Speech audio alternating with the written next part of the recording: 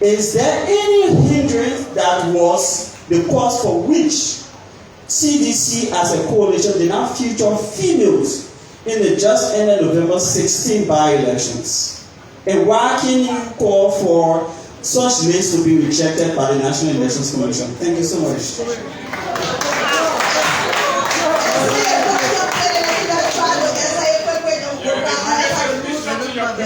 That goes straight to the question, but I think the first question is, in 2005, CDC put up the most women. It was a policy, and it still is a policy in the CDC-led government under the party regime. You remember 2005, we elected Geraldine Roche-Sharif, we elected Hannah Brent, we elected Muna Pelham. All of the women that came to the legislature were from the CDC. There's something they believe in. And President Weah has shown this belief by saying, I'm going to the presidency, I can't go with two men. He will pick a male. So I think he's done what he can in his own way to make our party a gender equity party. Sometimes the women don't come up. But even in 2017, there were women candidates on our paper. So many didn't win. Second question that he asked was something about the shall issue.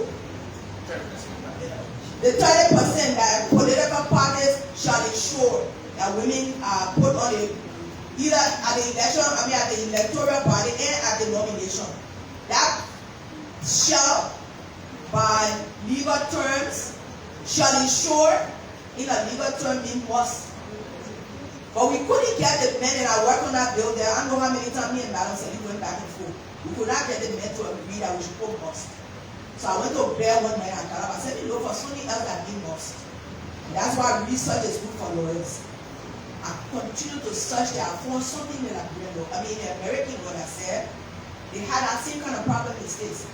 So, shall ensure means you must do everything within your power, which is the same thing as must. But you know, in Nigeria, we always find a way to, downplay it. And that's what the political parties have done.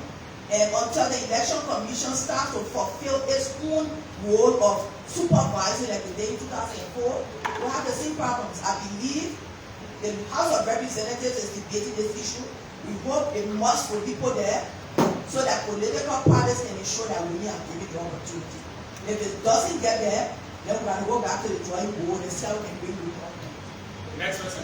Okay, so thank you. Please be brief with the questions and narrow it down to one. Thank you. Okay, thank you very much on the answer, Nabili. Madam Vice President, I'm honored to sit and listen to you. So my question is, how do you manage with your private life when you become public as a female that vying to take position in the public? And it's tough. There are different rules for men and there are different rules for women.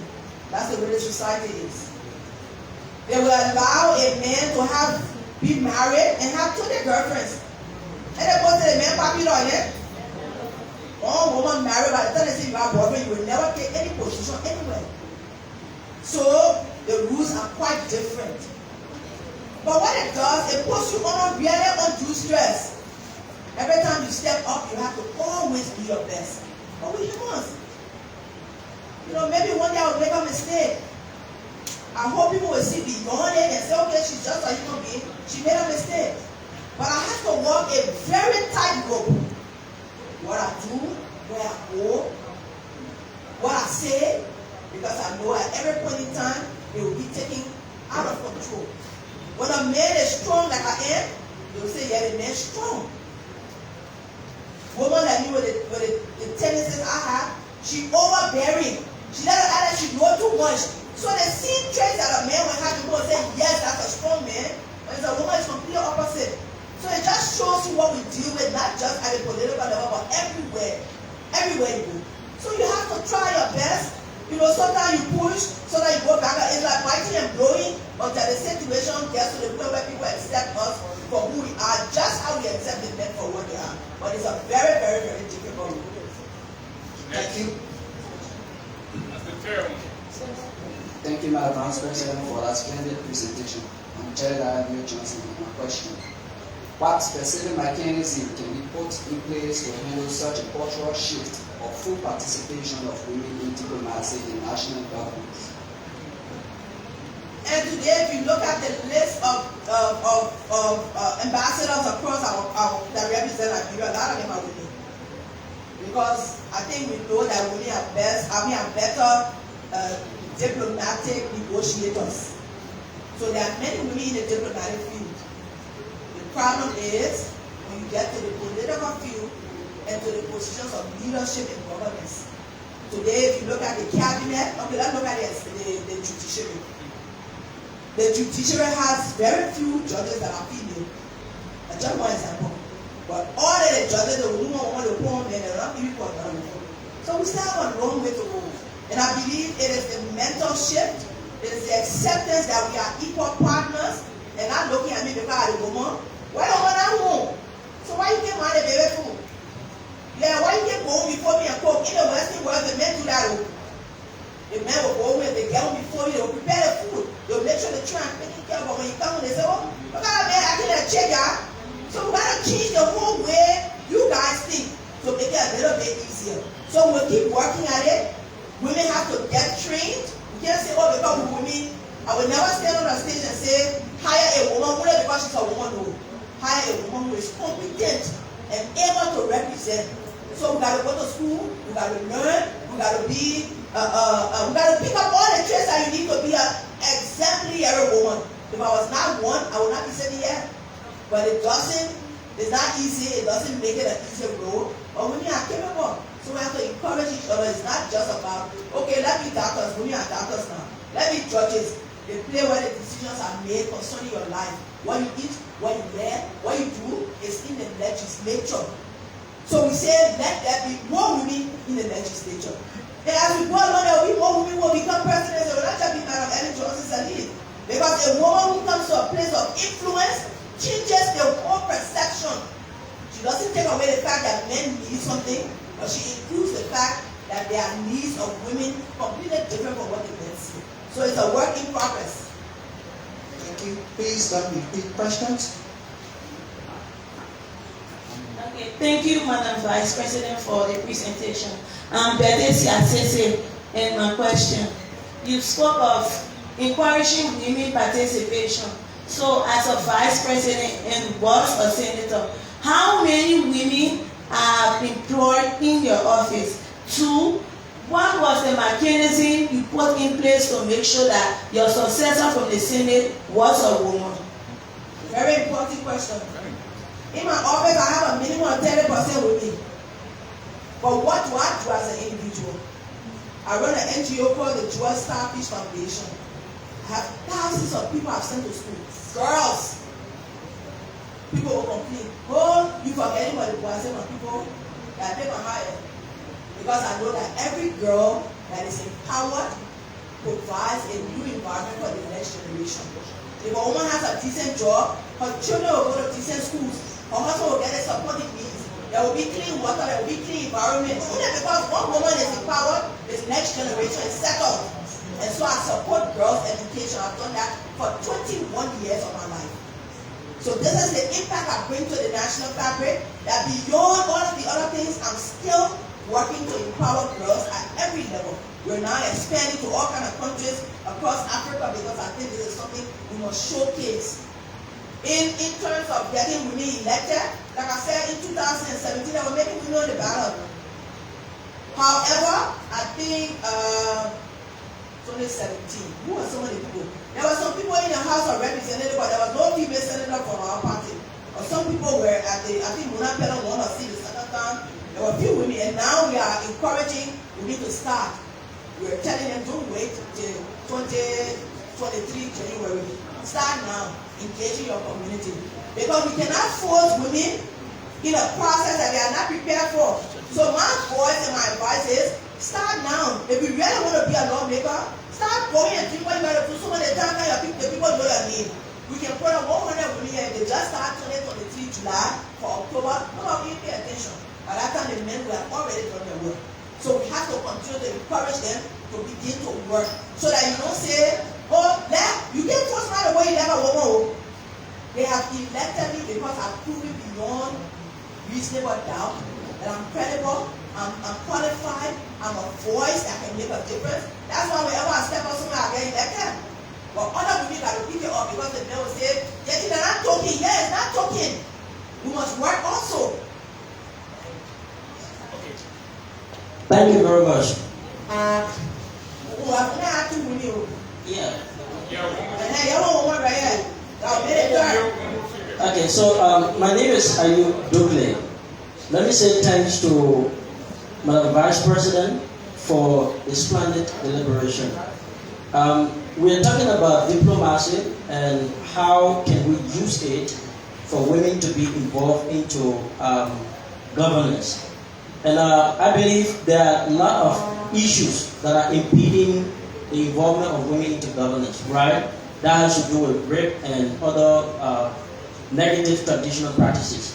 So we have used several other ways in diplomacy to mitigate the problem, yet they are not working.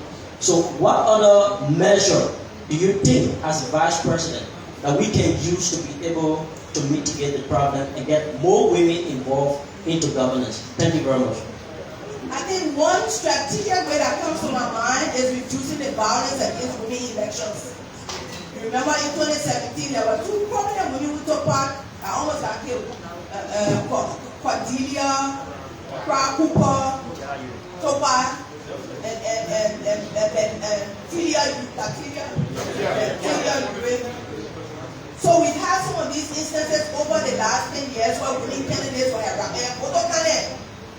Most recently, women of Nigeria had to get up, get past and go to Baku. More because the place was nobody would even reach their car.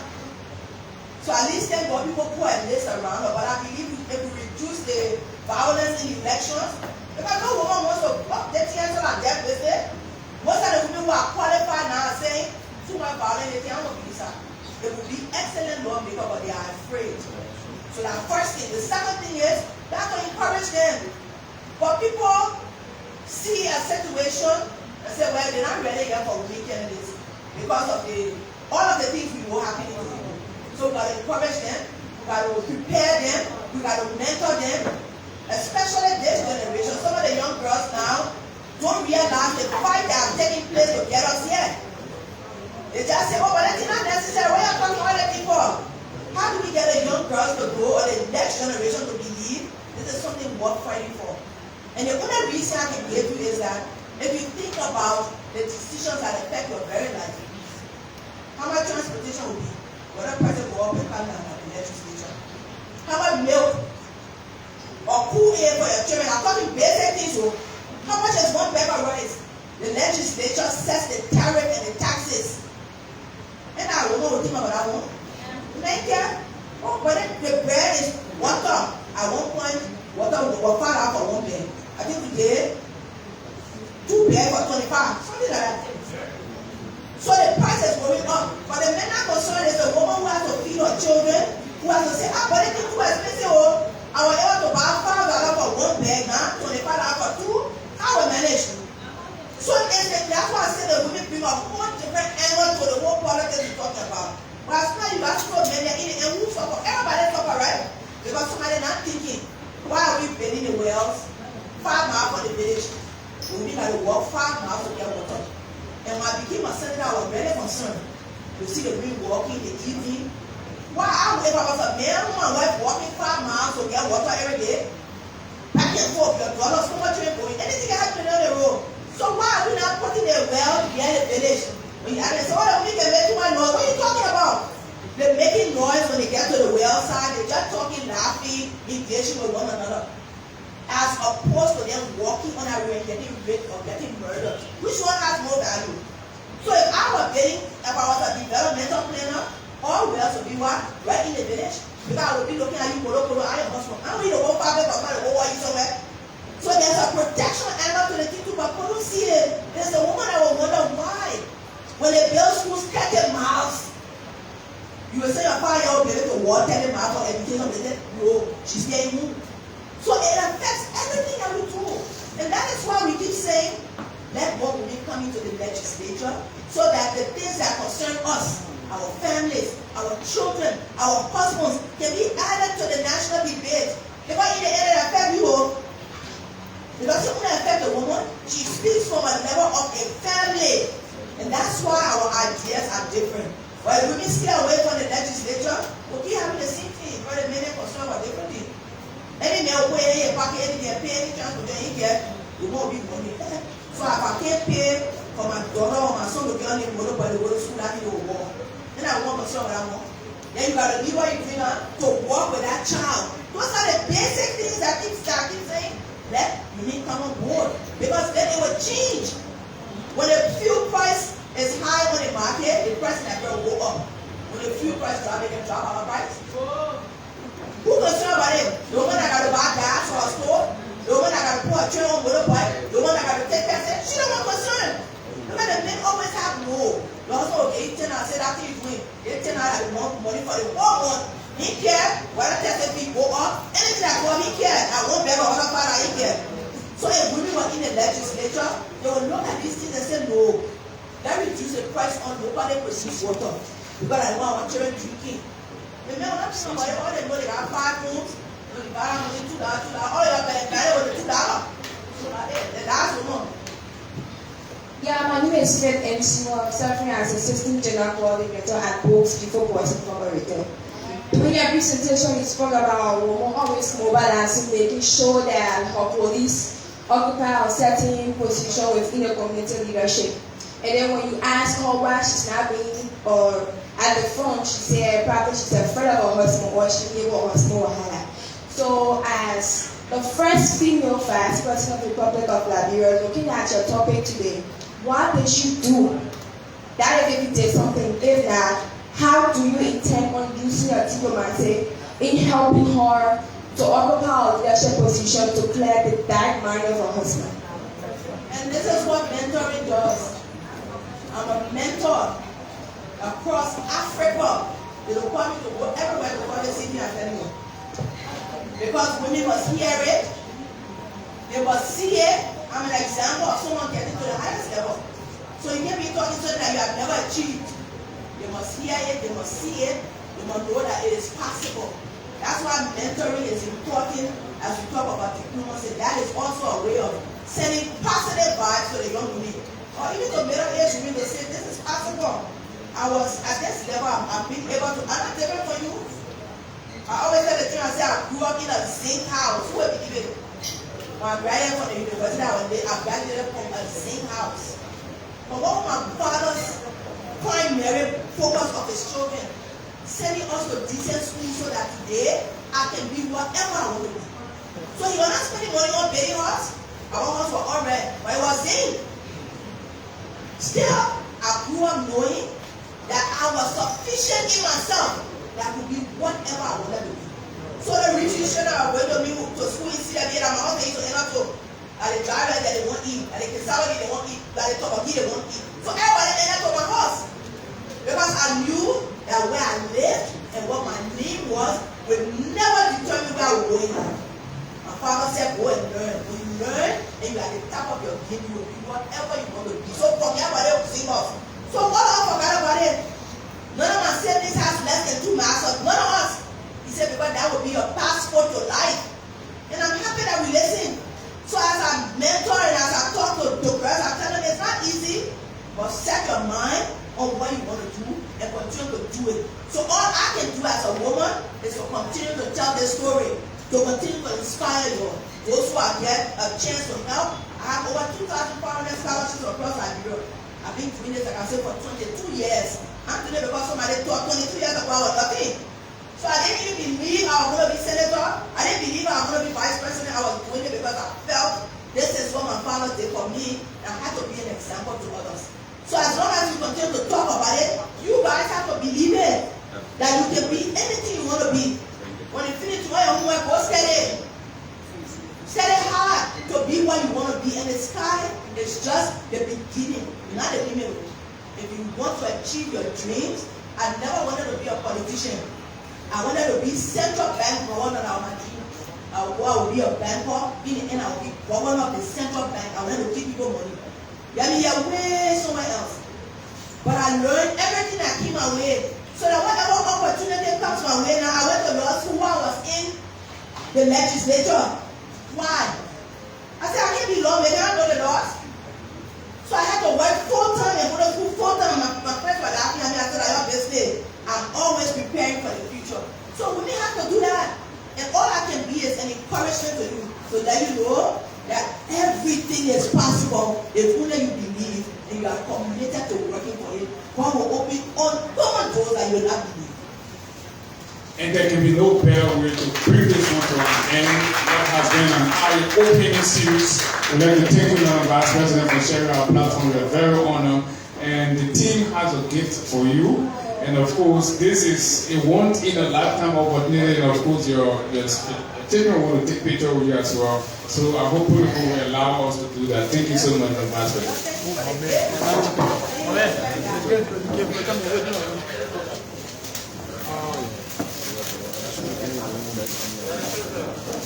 Oh, wow.